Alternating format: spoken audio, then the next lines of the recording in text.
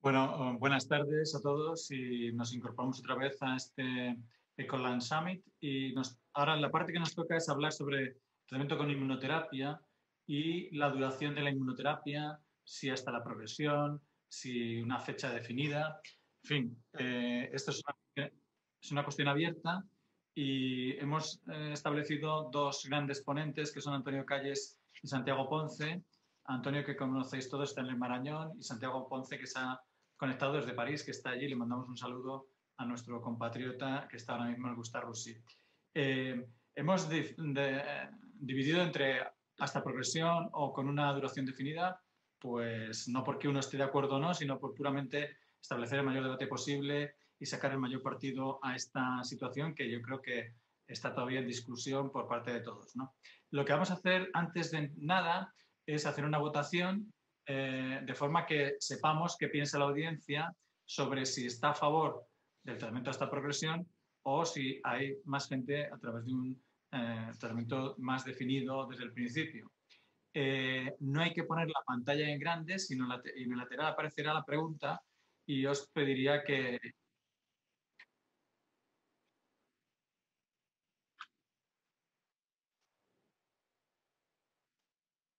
Ya está. Vale. Bueno, pues que en teoría se tiene que ver en la pantalla, si no está desplegada de forma completa la pregunta. Yo personalmente ahora no la veo, no sé si el resto de la gente la ve.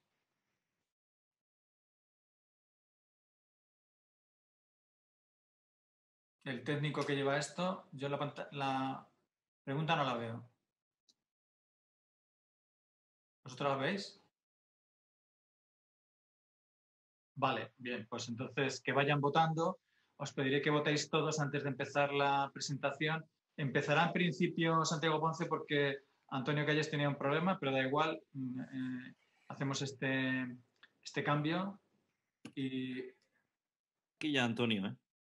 ¿Ya está Antonio? Sí, está ahí justo Antonio. Vale. Vale, bueno, mientras quedamos unos segundos para que la gente vote, pues Antonio se va incorporando o no, si vemos que no. Sí. Antonio. Hola, ¿qué tal? ¿Cómo estáis? Hola, ¿qué tal? ¿Estás dispuesto para empezar tú o...? Sí, acabo de llegar, ¿eh? Vale. No, estábamos hablando que hay una votación también paralela. Vamos a votar antes todo el mundo si está a favor de una cosa u otra y después cuando terminéis vosotros pues hacemos otra segunda votación y vemos a quién habéis convencido uno u otro, ¿no? Y a ese se le regalará una cosa que ha comprado Carlos Camps que luego os daremos, ¿eh? Así que, bueno. Un salvoconducto. Exactamente. A ver cómo podemos salir de Madrid, que no es fácil, ¿no? No sé si volando. En fin. Y yo por mi parte nada más. No creo que haya que dar muchas vueltas más. ¿A cuánta gente ha votado?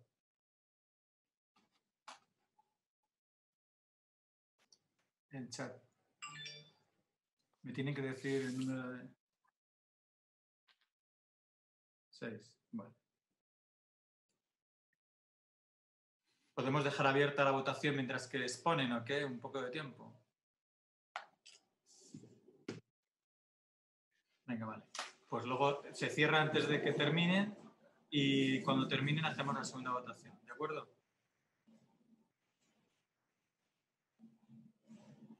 Bueno, pues si os parece, empezamos ya porque también además tiene prisa Santiago, que tiene un compromiso allí mismo en París y no vamos a dilatar más el asunto. ¿Vale? Antonio, cuando quieras tú. Muy bien, pues muchas gracias. Gracias a la Fundación ECO, al Comité Científico por organizar esta sesión.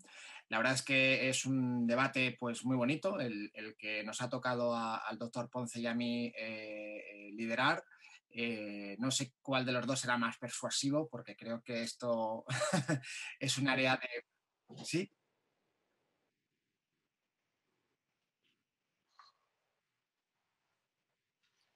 A ver.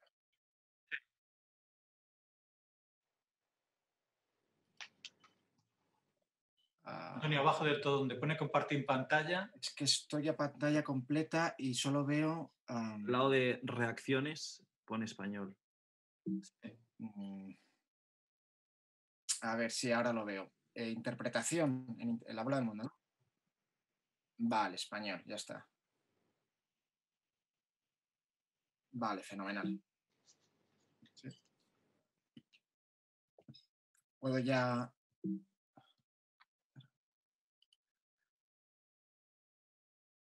Vale. A ver. Ya está, ¿no? Vale.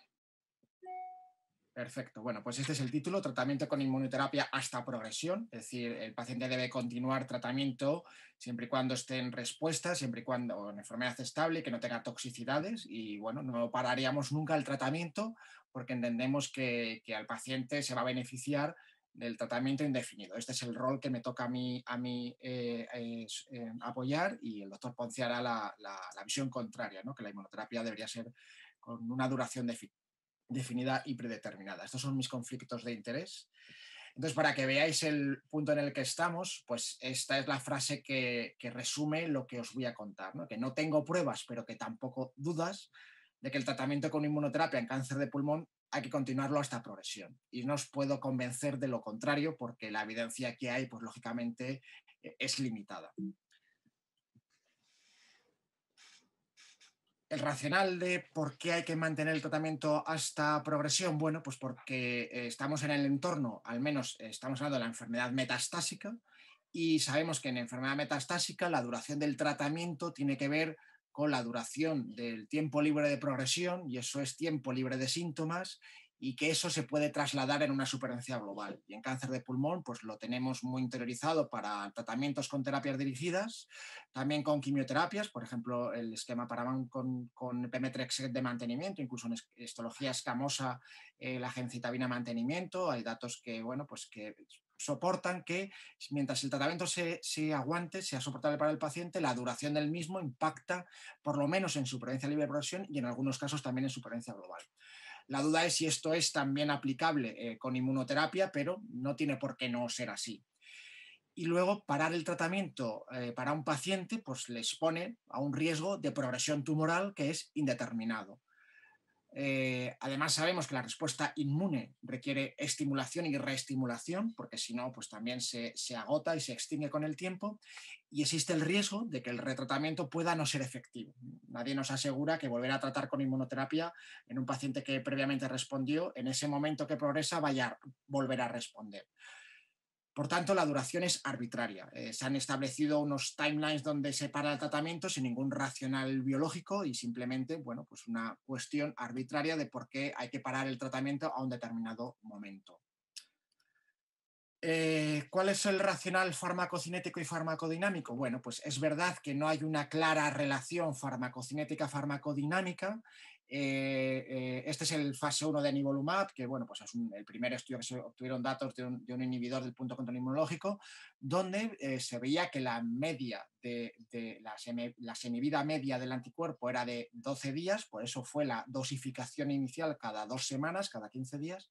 Lo que pasa es que la ocupación del receptor excedía la vida media del fármaco, es decir, el anticuerpo permanecía pegado a su receptor anti-PD1 por una duración que podía llegar en algunos casos, o sea, 2-3 meses después de la inmunoterapia. Esto tiene que ver en relación también con las toxicidades inmunomediadas, cuando hacemos secuenciación con fármacos, etc. Y si veis en las imágenes de la derecha, pues lo que se obtiene en tasas de ocupación con una única dosis y con múltiples dosis. Es decir, el tratamiento prolongado con la estimulación repetida, la administración periódica del anticuerpo, produce un bloqueo constante del receptor anti-PD1 con el que están diseñados estos fármacos. Por tanto, cabe pensar que si bien es verdad que la farmacodinámica y la farmacocinética no tienen mucho que ver, pero el bloqueo del receptor es más prolongado cuando la exposición es constante. Entonces la pregunta, 2 años, ¿por qué parar cuando el paciente lleva 2 años y está en respuesta? Pues no tengo una respuesta a esto, salvo la que podemos ver del diseño de los ensayos clínicos. Esto es el perfil de todas las opciones de tratamiento, de inmunoterapia sola, de quimioinmunoterapia, de combinación de inmuno con inmunoterapia, de nivolumab y ipilimumab, y de quimio, inmunoterapia y ipilimumab. Como veis, he marcado con una estrella de color rojo los ensayos clínicos en los que la inmunoterapia estaba limitada a un tiempo y siempre ese tiempo eran 2 años de tratamiento y siempre todos los ensayos clínicos fase 3 aquí referenciados hacen mención al fármaco pembrolizumab, es decir, es una estrategia de una compañía que decide que su fármaco es de 2 años. El resto de tratamientos, bien sea tezolizumab, bien sea nivolumab, ipilimumab, solo en combinación con quimioterapia, la duración del tratamiento es indefinida, hasta progresión, como hemos dicho. Por tanto, esto del tiempo fijo lo marca básicamente un fármaco que es pembrolizumab, porque así lo ha decidido en su desarrollo clínico. Y lo mismo ocurre cuando revisamos los tratamientos de pacientes previamente tratadas, segundas y terceras líneas. Solamente pembrolizumab tiene una dosis predefinida de una duración de 2 años. El resto de fármacos se administran hasta progresión. Esto es curioso porque es justo lo contrario de lo que se hizo en los fases 1, es decir, nivolumab en el fase 1, el 003, el primer estudio en el que se utilizó nivolumab, era un tratamiento de duración fija hasta 2 años y precisamente pembrolizumab en el KEYNOTE 001, para pacientes PD-1 positivo, el tratamiento era hasta progresión y el desarrollo clínico de ambos fármacos ha sido absolutamente contrario al fase 1, ¿no? Cosa que podríamos comentar. ¿Qué evidencia tenemos? Pues esta es a día de hoy la evidencia científica más fuerte y rigurosa que hay. Y hay que advertirlo, es pobre. Esto es un estudio, el CheckMate 153, que ha sido recientemente publicado en Journal of Clinical Oncology en septiembre de este año, en el que el objetivo primario era medir la toxicidad grave del fármaco de nivolumab. Y en aquellos pacientes que habían llegado al año de tratamiento, pues se le podía dar la opción de continuar con nivolumab hasta progresión o parar nivolumab. Y se permitía retratar con nivolumab en el caso de que estos pacientes progresaran a nivolumab. Por tanto, muchos sesgos, porque en el punto en el que se produce la randomización hay muchos pacientes que no han progresado, que no se randomizaron, y ahí nos asegura un equilibrio entre las dos ramas de tratamiento, por tanto ya podemos tener ahí un sesgo. Pero bueno, la gráfica al final lo que se ve, que es la gráfica de la derecha, los pacientes que paran el tratamiento a un año y estaban en respuesta, estaban con la enfermedad controlada, pues empiezan a progresar inmediatamente y así sucede a lo largo del seguimiento. Mientras que los pacientes que continúan con nivolumab parece que retrasan más el tiempo hasta progresión. Y eso lo hace con una hazard ratio de 0,56. Esta es la máxima evidencia que tenemos a día de hoy para decir que el tratamiento continuado probablemente sea mejor que la discontinuación.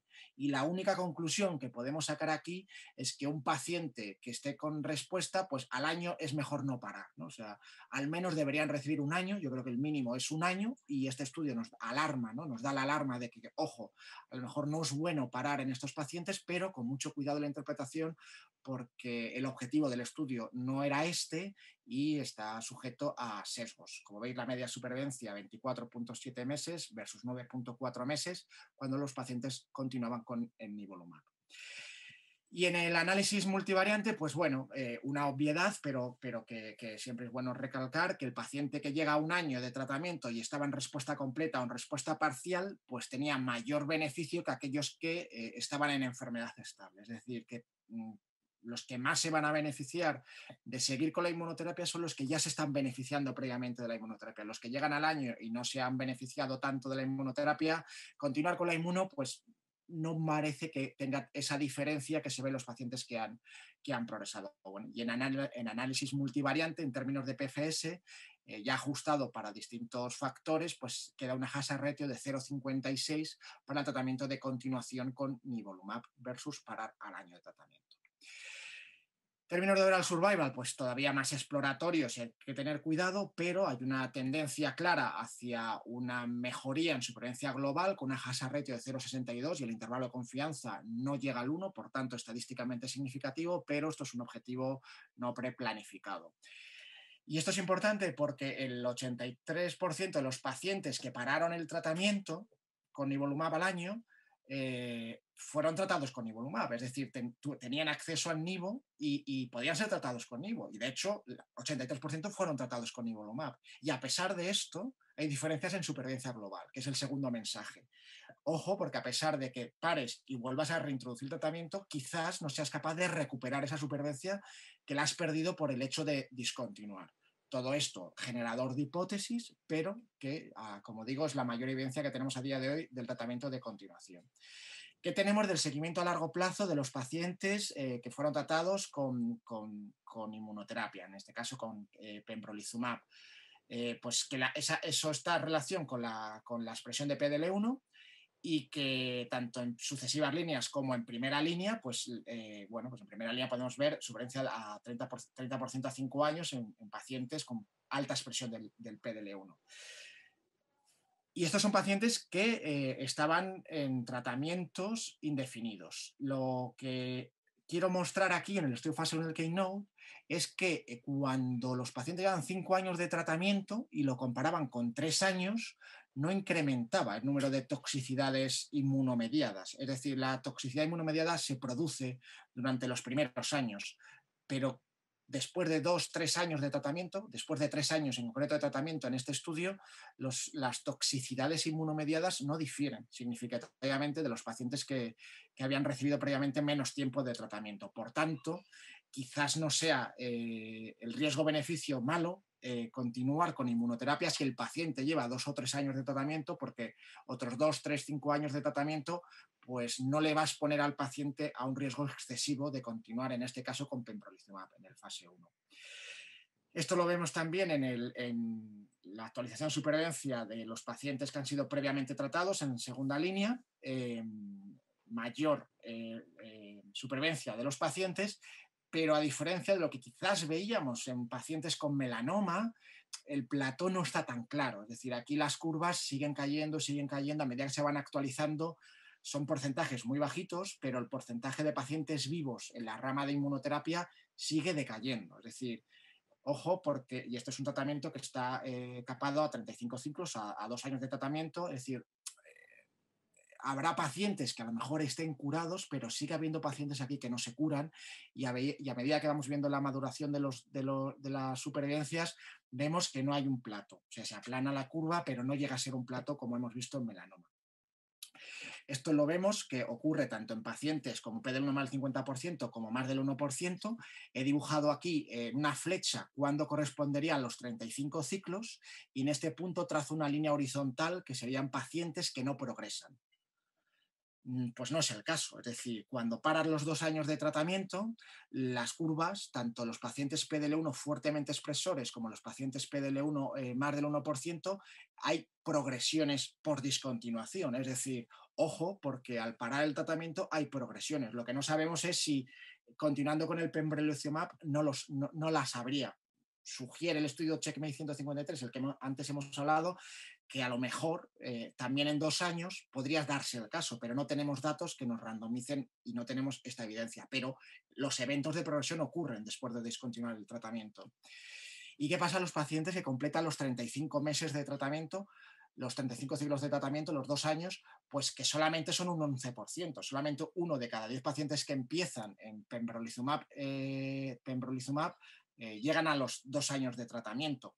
Y la mayor parte de estos pacientes son pacientes que han estado en respuesta completa o en respuesta parcial. Por tanto, un sesgo bastante importante de qué pacientes son realmente los que llegan a ese punto crítico de los 2 años. ¿Y qué pasa cuando discontinúan el tratamiento? Pues que 1/3 de ellos en el seguimiento tienen progresión, es decir, que paras el tratamiento y tienen progresión, que es lo que veíamos antes en las curvas de supervivencia. Y lo más importante de esto es que a pesar de que muchos de ellos fueron tratados de nuevo con pembrolizumab, perdimos las respuestas que teníamos en 32% de los pacientes. Es decir, que sí, que hay pacientes que responden al nuevo tratamiento, pero 32% no respondieron y 27% no fueron tratados postprogresión. No sabemos por qué, pero algo pasó ahí. Estos pacientes que no fueron tratados postprogresión, ¿por qué no se trataron? Tampoco tenemos datos de información de qué tipo de progresión tenían, ¿no? Si un paciente de respuesta completa aparece un nodulito pulmonar o una lesión milimétrica o subcentimétrica, eso es una progresión real, está biopsiada, tenemos confirmación patológica, es decir, también estos datos hay que tomarlos con mucha precaución, ¿no? Y esto también pues, se ha hecho el análisis en el estudio CheckMate 024, previamente a los estudios de pacientes previamente tratados. Esto es de los datos de primera línea, de nuevo, unos datos de supervivencia muy buenos, pero de nuevo vemos que después de discontinuar los 2 años de tratamiento, las coberturas de supervivencia siguen cayendo y lo siguen haciendo a los diferentes puntos de seguimiento y no paran de caer. Es decir, no hay un plató en cáncer de pulmón, como ocurre en melanoma, al menos con fármacos inhibidores del punto del PDL1. PD1 y PDL1. Y esto ocurre lo mismo a los 5 años. Vemos que cuando terminan 35 ciclos, los eventos siguen ocurriendo. Incluso en los siguientes 2 años, pues hay un porcentaje que es prácticamente de un 20% de progresiones post-discontinuación, lo cual es relevante y nos hace plantearnos si 35 ciclos realmente es la duración ideal para este tipo de pacientes. Se hace el mismo análisis que se hizo en el CheckMate 010. Fundamentalmente son poquitos pacientes los que completan estos 35 ciclos de tratamiento, un 25%, algo más que el 10% en segunda línea. Son pacientes, casi todos ellos, que estaban en respuesta objetiva, respuesta completa o respuesta parcial, pero si vemos aquí qué es lo que pasa, pues el 48% tuvieron progresión posterior y 7 pacientes murieron durante esa progresión y 2 pacientes que incluso estaban en respuesta completa, que lo señalo aquí con las flechas rojas, y que luego discontinuaron tratamiento, progresaron y uno de ellos murió sin tratamiento. Esto te hace generar, al menos reflexionar, es verdad que esto no tenemos la información exacta de lo que ocurrió en esos pacientes, pero te hace reflexionar de que si un paciente discontinúa ese tratamiento y luego no le puedes tratar o se te muere sin tratamiento, ¿qué hubiera pasado si hubiéramos continuado con el tratamiento de pembrolizumab? Y yo creo que ya estoy terminando. Esto, los mismos datos que el 010, los pacientes que se retrataron, pues un 33% respondieron y hablamos de que todos ellos, la mayor parte de estos pacientes eran pacientes que estaban en respuesta cuando llegaban a los 35 pacientes y que 12 de 21 pacientes, es decir, 57 pacientes, el 57% de pacientes recibieron la segunda tanda de pembrolizumab, ¿no? Y 3 pacientes de este grupo tan selecto, que representa en un grupo tan pequeño un 25% de estos pacientes, no recibieron un tratamiento a la progresión, posprogresión. El motivo es, la pregunta es ¿por qué? ¿Qué pasó en estos pacientes para que no fueran candidatos a recibir un retratamiento con inmunoterapia o con ningún otro tratamiento? Respecto a los efectos secundarios, se han actualizado los datos de seguimiento y, bueno, pues no hay datos de toxicidad mayor con esta duración. Y para concluir, pues yo creo que la duración óptima con inhibidores del punto de control inmunológico, al menos con los anti-PD1 y anti-PDL1, a día de hoy es desconocida. Son necesarios y la recomendación son al menos 2 años de tratamiento y que los ensayos clínicos fase 3 respaldan el uso de tratamiento hasta progresión en primera línea y sucesivas, al menos con fármacos que en suyos diseños no incluyan interrumpir obligatoriamente el tratamiento a 35 ciclos. Desde luego, en la discusión no podemos obviar el riesgo del sobretratamiento, el riesgo de las toxicidades y, por supuesto, el tema de los costes. Esto es algo que habrá que discutir. Y las futuras direcciones que yo planteo, pues es dosificaciones alternativas, ¿no? Es decir, y más en tiempos ahora de COVID, que tenemos que espaciar dosis, hacemos esquemas más prolongados, dosis mensuales o cada 6 semanas para minimizar el tiempo de exposición a los pacientes en el hospital. Pacientes que a lo mejor en esos 2 años están en respuesta, pues no continuar con un esquema cada 2 semanas o cada 3 semanas, sino cada mes o cada 6 meses, o incluso esquemas de parones más largo de tiempo para que no se sature el sistema inmune y volverlo otra vez a reestimular periódicamente cada 3 o cada 6 meses. Y sobre todo lo que no tenemos son predictores de larga supervivencia, es decir, aquel paciente que a los 2 años está en respuesta completa y que no le va a hacer falta ningún otro tratamiento más, ¿no? ¿Qué hacemos en estos casos? Bueno, pues un PET-TAC, quizás un PET-TAC y una respuesta completa metabólica a 2 años nos pudiera ser un predictivo de que estos pacientes, pues seguir el tratamiento es excesivo. O un análisis de DNA circulante tumoral. Aquellos pacientes que estén en respuesta completa metabólica o molecular, pues a lo mejor son los más candidatos a discontinuar el tratamiento, mientras que si persiste enfermedad radiológica o metabólica, incluso DNA circulante tumoral, pues quizás en estos pacientes pues sería un indicador de continuar el tratamiento. Pero todo esto pues son cosas que se están evaluando, que hay que evaluar y que está abierto a la discusión posterior. Y nada más, esta era mi última diapositiva. Muchas gracias. Muy bien, Antonio, perfecta, como siempre, tus presentaciones, además muy gráficas. Y bueno, hasta ahora la votación que hemos efectuado tiene 77% a favor de tratamiento de esta progresión y un 22% de dosis fija. Vamos a ver si Santiago revierte este aparente beneficio.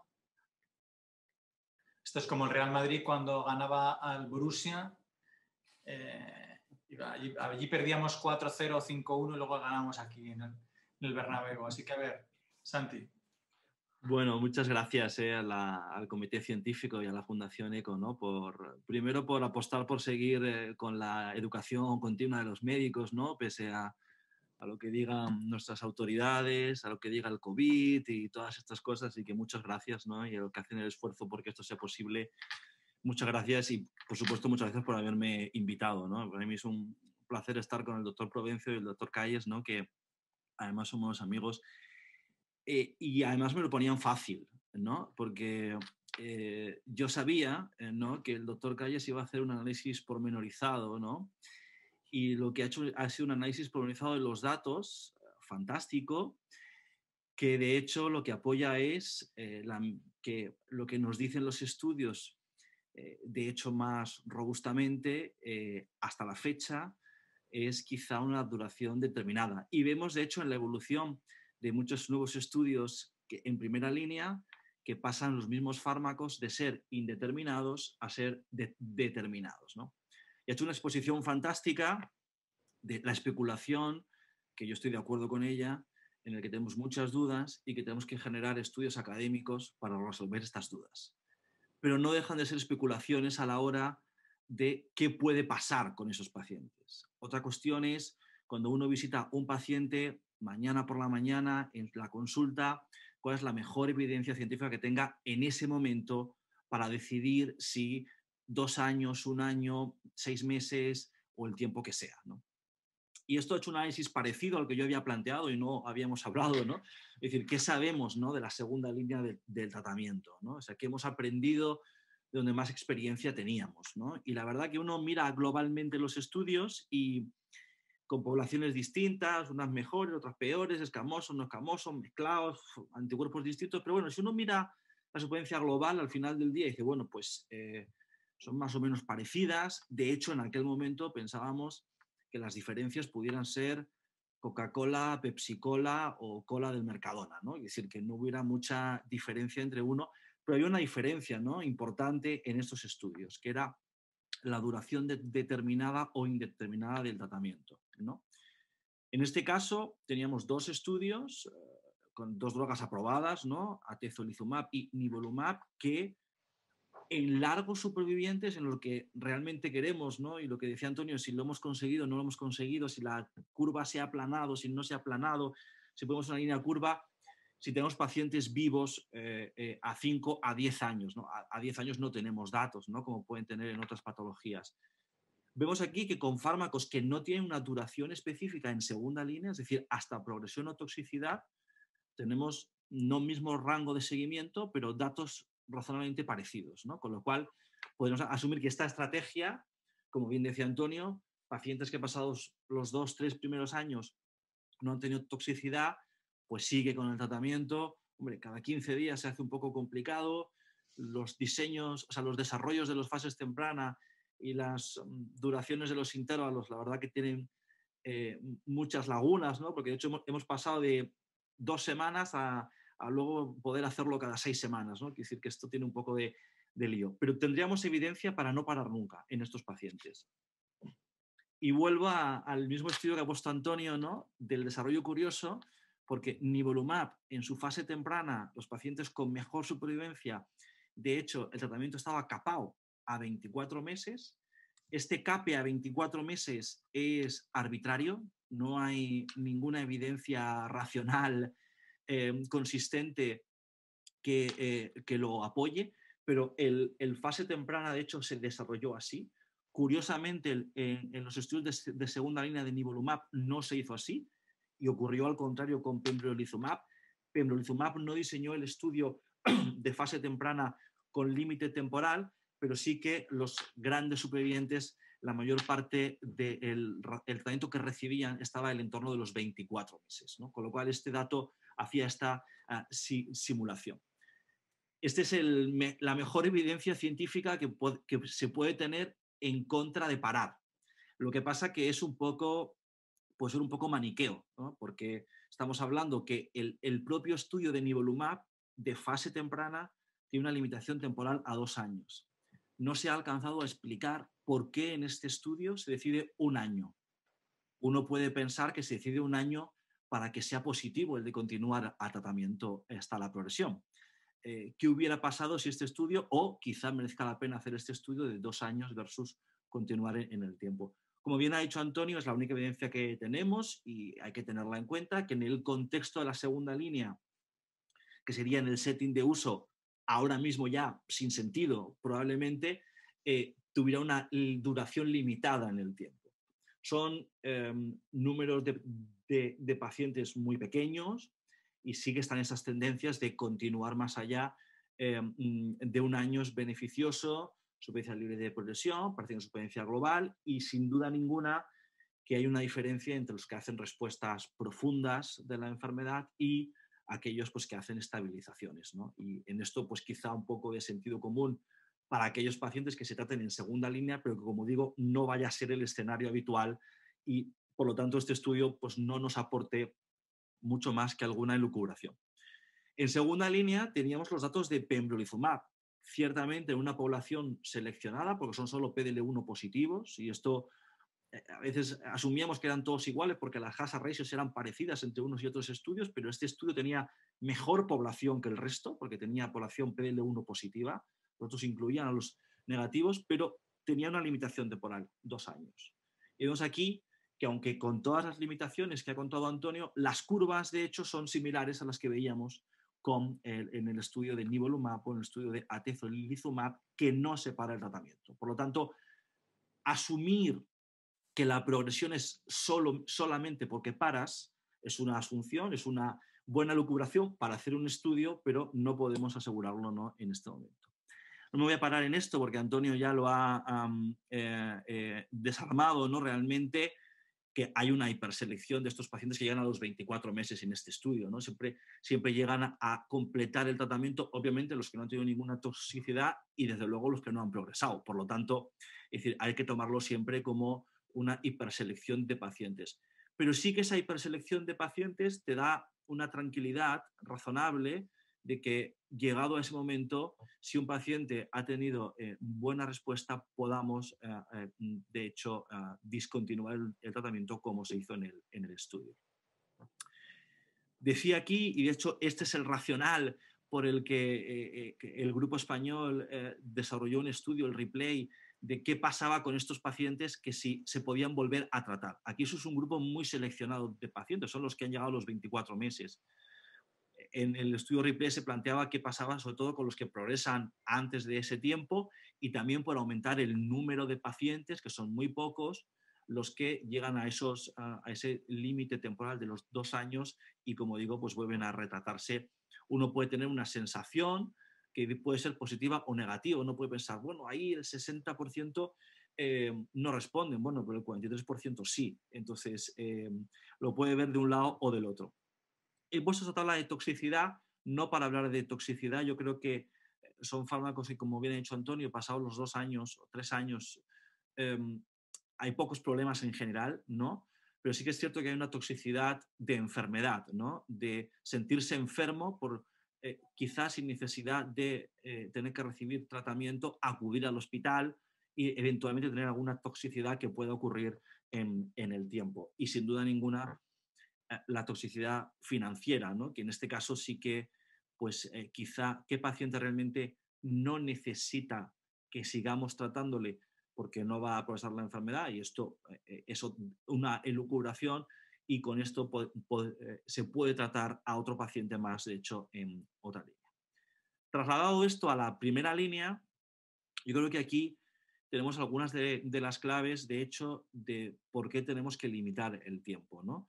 Y la asunción de esos 2 años, quizá, pues como un poco mantra, como digo, sin estar basado en muchos datos, de que nos podamos sentir cómodos, ¿no?, con este tiempo de tratamiento. Antonio ha puesto también esta gráfica de la supervivencia global, que no tiene un plató estable, como bien ha dicho. De nuevo, podemos asumir que esto es porque retiramos el tratamiento, y también tenemos la otra parte de que con 2 años de tratamiento solo tenemos unos datos de supervivencia que hasta la fecha nunca los habíamos conseguido, aunque obviamente tenemos que mejorarlos. Y la cuestión sería, como estudio a futuro, qué paciente, en base a qué dato podemos hacer una selección o randomizar en este momento para continuar después de los 2 años o discontinuar el tratamiento, ¿no? Esto también lo ha puesto Antonio, y no me voy a repetir en ello, ¿no? Quiero decir, son un grupo, como pasa en segunda línea, muy seleccionado, aquellos que llegan a cumplir los 2 años de tratamiento. Se ha enmarcado, ¿no?, en los pacientes que tenían respuesta completa, ¿no?, y que hacen una progresión de la enfermedad, ¿no? Bueno, también podemos tener algún otro ejemplo de únicamente estabilizaciones, y que al acabar el tiempo del tratamiento, de hecho, están entre los pacientes que más han mantenido la enfermedad. ¿Y cuál es la diferencia, ¿no?, entre esos dos pacientes? Puede ser una aproximación muy interesante, la evaluación de la enfermedad residual, del ctDNA, pero hasta la fecha, pues lo que tenemos es el estudio más robusto en primera línea de monoterapia, que mantiene los datos de supervivencia en este caso, ¿no? Esta es una gráfica parecida a la de la segunda línea. En este caso tenemos menos pacientes, parece que respondan, ¿no?, si hay un retratamiento, ¿no? Y esto es el gran problema que quizá tenemos ahora, que yo creo que no tiene que ver con la duración del tratamiento en sí misma, sino que ocurre con los pacientes que siguen teniendo un buen performance status, han hecho inmunoterapia, progresan, debemos de retratarles o no debemos de retratarles, y con qué, ¿no? En este caso, pues únicamente con pembrolizumab en este caso. Una de las cuestiones que uno puede plantearse, dice, ¿por qué hay pacientes que no reciben? Pues seguramente, y no están incluidos aquí, porque reciban pembrolizumab o algún otro fármaco en combinación con otro fármaco en algún otro estudio, ¿no? Y esto no está recogido como tal dentro del plan del estudio, que solo recoge los pacientes que reciben pembrolizumab dentro del estudio. Y luego está una aproximación de, llegado a claro de que pembrolizumab primera línea, bien en el 189, que son 2 años, bien en el 024, que son 2 años, parece que está establecida esta duración. El estudio que tenemos está diseñado así, por lo tanto, la práctica asistencial se debería de apegar a cómo está hecho el estudio. No hemos hablado, sin embargo, de qué ocurre, por ejemplo, con nivolumab e ipilimumab. Nivolumab, que hemos visto que en los estudios de segunda línea no tenía una duración temporal, y sin embargo sí la tenía en su fase temprana, a 2 años. En los estudios de primera línea, tanto en el Checkmate 227 como en el 9LA, de hecho se limita a 2 años el tratamiento, ¿no? Es decir, volvemos a el inicio de la limitación temporal del anti-PD1 en este caso, ¿no? Y puede ocurrir aquí una discusión extra, que en otros muchos tumores y en cáncer de pulmón, los cursos de ipilimumab, del anti-CTLA4, pues no han sido persistentes en el tiempo. Han sido algunos cursos, habitualmente pues 4 cursos, ¿no? Por ejemplo, ha sido un esquema muy frecuente, ¿no?, de ipilimumab en otros tumores. Sin embargo, aquí, sin tampoco un racional demasiado consistente, vemos la extensión, en este caso, de ipilimumab hasta 2 años, ¿no? Y yo planteo incluso aquí si sería necesario, de hecho, tratar durante 2 años con ipilimumab a los pacientes, o puede haber algún dato que pues 6 meses pueda ser suficiente, o sin duda ninguna, a lo mejor de una manera más espaciada en el tiempo, aunque el esquema sea cada 6 semanas, ¿no?, en este caso. De hecho, es interesante ver que en este estudio, que las actualizaciones, pues parece que este plató, ¿no?, del que hablaba Antonio, es un poco más aplanado, ¿no? Es decir, y que podemos tener un porcentaje de pacientes que realmente progresen menos, ¿no? Realmente no se hace a costa de más número de ciclos de IPI, porque si vemos, ¿no?, la mediana del número de ciclos que reciben con ipilimumab, ¿no?, de hecho es una mediana pequeña, ¿no? Y a lo mejor está en el entorno de esos 4 o 6 meses de tratamiento, y que con eso sería suficiente, con lo cual volveríamos a tener evidencia que los pacientes no necesitan de manera continua una estimulación del sistema inmune, valga la redundancia, para conseguir una respuesta. De hecho, aunque tenemos datos aún muy inmaduros del 9LA, parece que esto pueda ser parecido, ¿no?, a lo que veíamos con el 227, y a lo mejor, igual que hemos reducido a 2 ciclos los números de la quimioterapia, podamos reducir, ya se ha reducido nivolumab a 2 años con límite temporal, antes no tenía una limitación temporal, quizá debamos de preguntarnos si necesitamos ipilimumab, de hecho, con tanto tiempo a esos 2 años. Con lo cual, la tendencia en general en los diseños de los estudios, como vemos, es de hecho a acotar en el tiempo el tratamiento con inmunoterapia en este caso. Además, en este caso, con ipilimumab sí que hay un coste de toxicidad que puede ser un poco más bizarro, ¿no?, que ocurre con los anti-PD1s, ¿no?, que te puede dar alguna sorpresa pasado, digamos que esa red de seguridad, ¿no?, de este año, ¿no?, y aunque es manejable y una vez que uno tiene la curva de aprendizaje, yo que en mi caso pues he tenido mucha exposición a estos esquemas, ¿no?, de combinación de anti-CTLA4 con anti-PD1s, es manejable, pero sin duda que para el paciente supone un costo añadido de toxicidad y desde luego también un costo añadido para el sistema, tanto el manejo del fármaco como el manejo de la toxicidad. Y ya para finalizar, yo creo que estábamos de acuerdo los dos, ¿no?, que la evidencia es la que tenemos, aunque la elucubración pueda ser otra, ¿no? Hay una heterogeneidad en los diseños de los estudios de duración variable, incluso no consistente con las mismas drogas. Las mismas drogas han podido cambiar de no límite a límite, ¿no? En este caso, como decía Antonio, pues pembrolizumab cambió en la fase 1 y a partir de ahí su desarrollo ha sido en todo caso siempre limitado en el tiempo. Hay un escaso racional, por no decir nulo, más que de la observación de los pacientes en respuesta, que justifique estos 2 años, ¿no?, como bien decía Antonio, que es pues un poco así a ojillo a veces, ¿no?, pero parece que es consistente en el tiempo.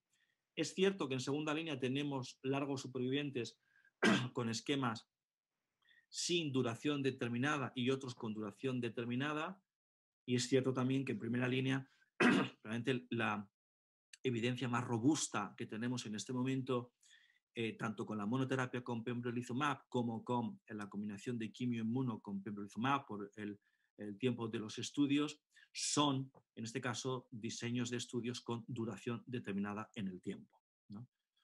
Yo creo que tengo que tener muy en cuenta la limitación de la toxicidad objetiva de los pacientes, y se ha hablado algo, pero por no focalizarlo, ¿no?, de la toxicidad financiera de los tratamientos, que si un paciente realmente no necesita seguir con el tratamiento, ¿por qué vamos a hacer el gasto, ¿no?, de hecho en ese paciente? Y quizá la conclusión más clara que sacamos de esto es la necesidad que traslado al doctor Provencio de estudios prospectivos académicos, ¿no?, que evalúen de hecho los diferentes esquemas de tratamiento, que de hecho pues esto es muy complicado de financiar, muy difícil, y que seguramente pues solo repartiendo los recursos, ¿no?, podamos llegar a hacerlos, pero sin duda yo creo que han quedado claros que son necesarios en el tiempo, ¿no? Y muchas gracias. Bueno, muchas gracias, Santiago.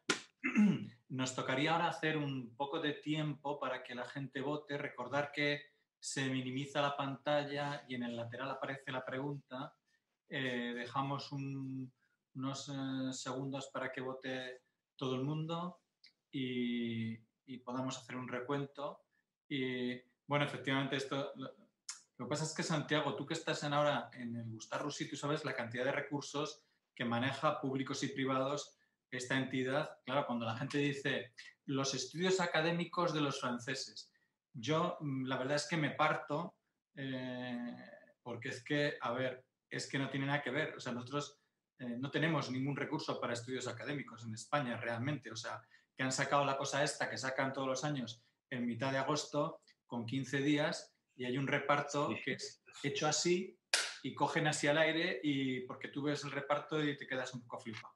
y al final pues me parece que eran 5 millones de De euros. hecho, aquí va a empezar, yo creo que a principios de año, un estudio financiado por el gobierno francés, de hecho, que va a evaluar la duración del tratamiento y distintos esquemas de administración, ¿no? Y no tan frecuentemente, que eso es otra cosa que también que no hemos hablado, ¿no? Pero que podríamos hablar, de hecho, ¿no? Y sería muy interesante. Claro. A lo mejor a lo mejor estábamos de acuerdo en no parar nunca si el tratamiento lo hiciéramos pues cada 3 o cada 6 meses, ¿no? Y esto, yo creo que los que hacéis linfoma, ¿no?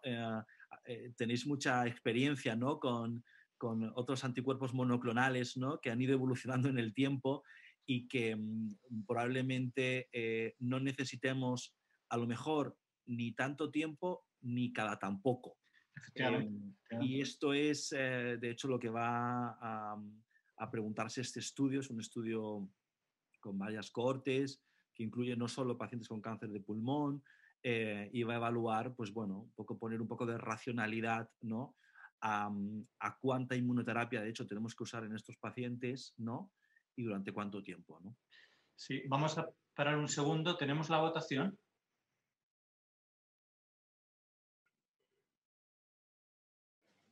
A ver si ganó el Real Madrid o el Paris Saint-Germain. Hombre, en este caso el Real Madrid, porque... No tenemos a Mbappé, pero... pero tenemos a Vinicius. ¿Cuál es el resultado? Duración de...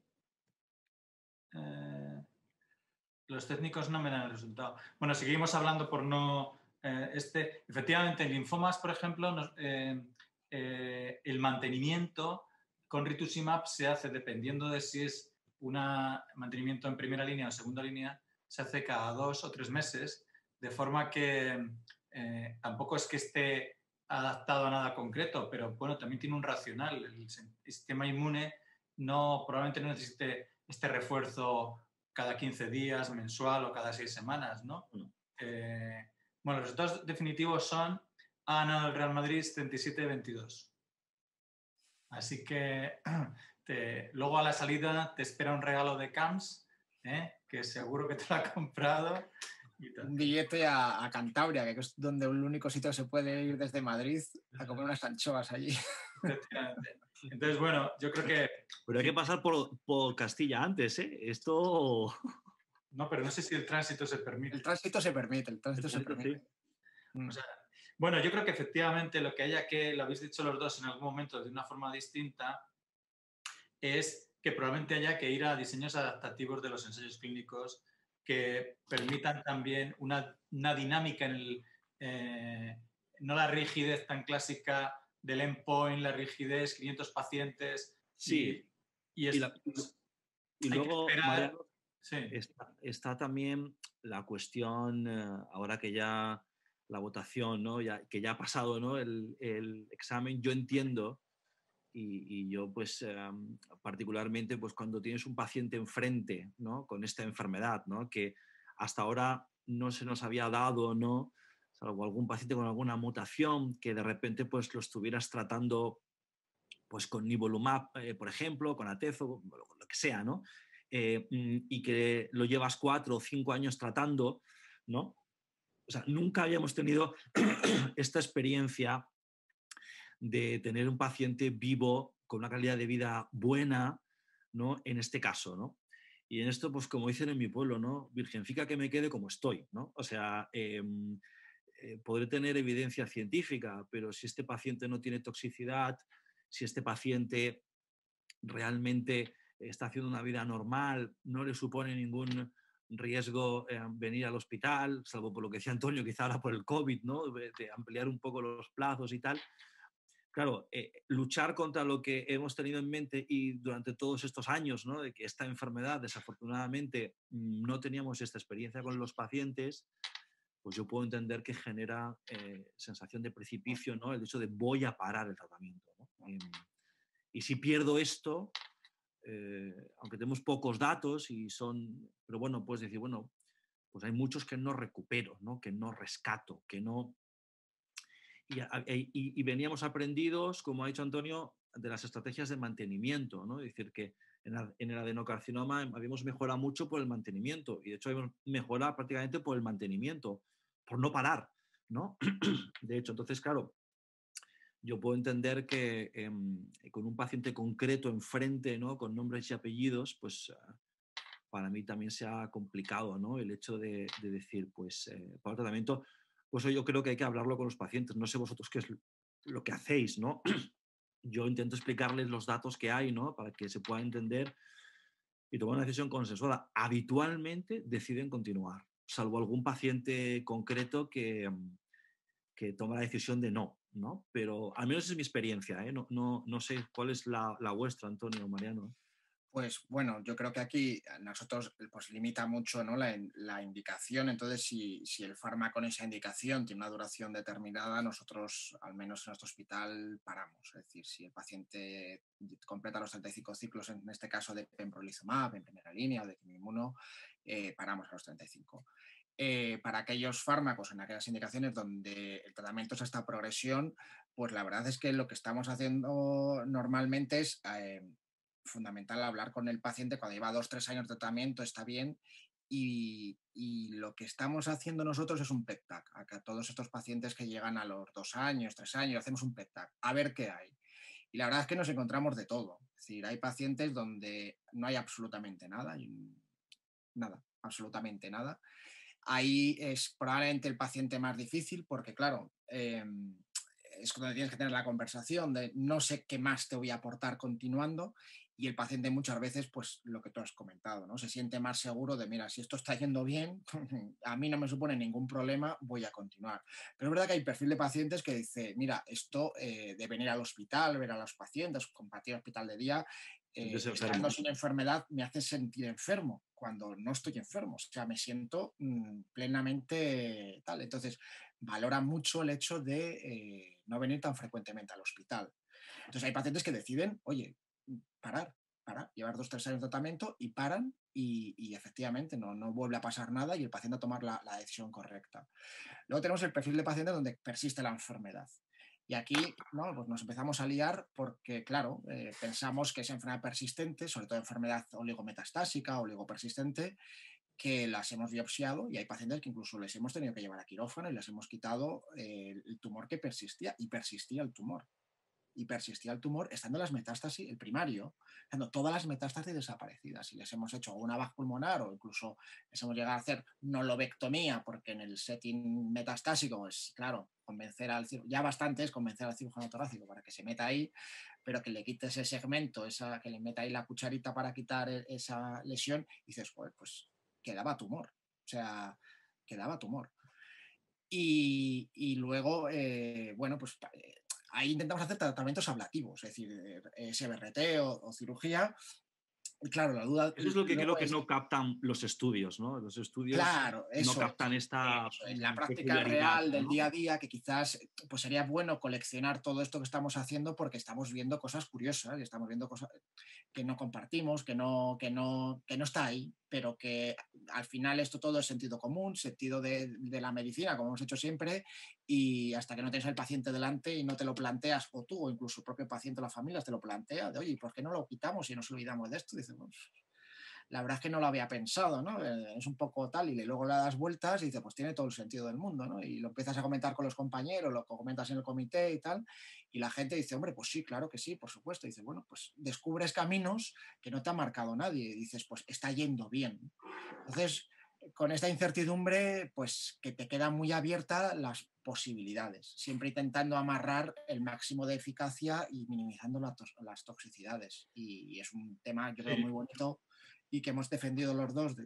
Podríamos defenderlo uno o lo contrario, porque yo creo que esto es así. Quizás con el anti-CTLA-4 yo sí que pienso que aquí hay más racional y veremos las curvas, ¿no? Con más madurez, de que estos pacientes pueden ir especialmente mejor que los que reciben anti-PD1 o anti-PDL1, y probablemente la diferencia que tenga el anti-CTLA-4 con respecto a los anti-PD1 Sí, claro. que estos pacientes realmente pues su repertorio de linfocitos buenos y que curen al paciente puede ser mayor. Y aquí a lo mejor sí que terminamos viendo el esperado plató, esa estabilización de curva de pacientes que ya nunca más recaen, nunca más se mueren y están curados de cáncer de pulmón. Pero bueno, al menos con los PD1, PDL1, yo creo que el debate está servido, no está cerrado y que está abierto a estudios académicos, que es lo que nos va a dar las respuestas. Muy bien, quizá lo que nos falta en definitiva es, y lo que en toda la situación de la inmunoterapia, es tener unas herramientas dinámicas y fiables para evaluar cómo está el paciente en respuesta o no, también porque al final, pues el PET-TAC, pero el PET tiene muchos falsos positivos también con la inmunoterapia, ¿no? La verdad es que yo creo que habría que ir a otro tipo de evaluaciones un poco más finas que hoy por hoy no tenemos, ¿no? Estamos ya en el friso de terminar. Yo creo que podemos terminar aquí para no ir pegados. Además, creo que Santiago se tenía que ir, ¿no? Ya mismo. Así que, bueno, muchas gracias a los dos. La verdad, ha sido un placer escucharos como siempre y con un tema que le habéis sacado a punta, aunque todos tenemos las mismas dudas, pero de verdad que lo habéis expuesto muy bien. Y agradecerlo y agradecer también a Fundación ECO esta invitación y continuamos con el programa. Muchas gracias a todos. Un saludo, muchas gracias, cuidaros. Y te vaya muy bien, Santiago. Gracias, cuidaros mucho.